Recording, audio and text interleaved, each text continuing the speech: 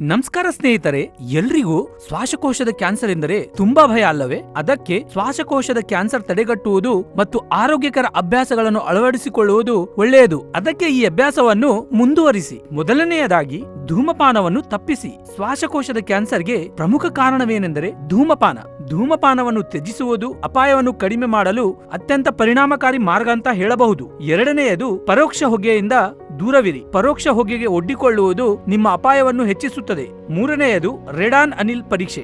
Radeon ಒಂದು ವಿಕಿರಣಶೀಲ ಅನಿಲವಾಗಿದ್ದು ಅದು ಮನೆಗಳಿಗೆ ಸೋರಿಕೆಯಾಗಬಹುದು ಮತ್ತು ಶ್ವಾಸಕೋಶದ ಕ್ಯಾನ್ಸರ್ಗೆ ಎರಡನೇ ಪ್ರಮುಖ ಕಾರಣವಾಗಿದೆ. ಅಪಾಯಕಾರಿ ವಸ್ತುಗಳಿಗೆ ಒಡ್ಡಿಕೊಳ್ಳುವುದನ್ನು ಮಿತಿಗೊಳಿಸಿ. ಕೆಲಸ ಮಾಡುವ ಸ್ಥಳದಲ್ಲಿ ರಾಸಾಯನಿಕಗಳು ಮತ್ತು ಮಾಲಿನ್ಯಕಾರಕಗಳನ್ನು ಹಾನಿಕಾರಕವಾಗಬಹುದು. ಅದಕ್ಕೆ ಆರೋಗ್ಯಕರ ಆಹಾರವನ್ನು ಕಾಪಾಡಿಕೊಳ್ಳಿ. ಹಣ್ಣುಗಳು, ತರಕಾರಿಗಳನ್ನು ತಿನ್ನುವುದು ಮತ್ತು ನಿಮ್ಮ ಅಪಾಯವನ್ನು ಕಡಿಮೆ ಮಾಡಲು ಸಹಾಯ ಮಾಡುತ್ತದೆ. ನಿಯಮಿತವಾಗಿ ವ್ಯಾಯಾಮ ಮಾಡಿ. ದೈಹಿಕ ಚಟುವಟಿಕೆಯು ಒಟ್ಟಾರೆ ಆರೋಗ್ಯವನ್ನು ಸುಧಾರಿಸುತ್ತದೆ ಮತ್ತು ಶ್ವಾಸಕೋಶದ ಕ್ಯಾನ್ಸರ್ ತಡೆಗಟ್ಟುವಿಕೆಗೆ ಕೊಡುಗೆ ನೀಡಬಹುದು. ಧನ್ಯವಾದ.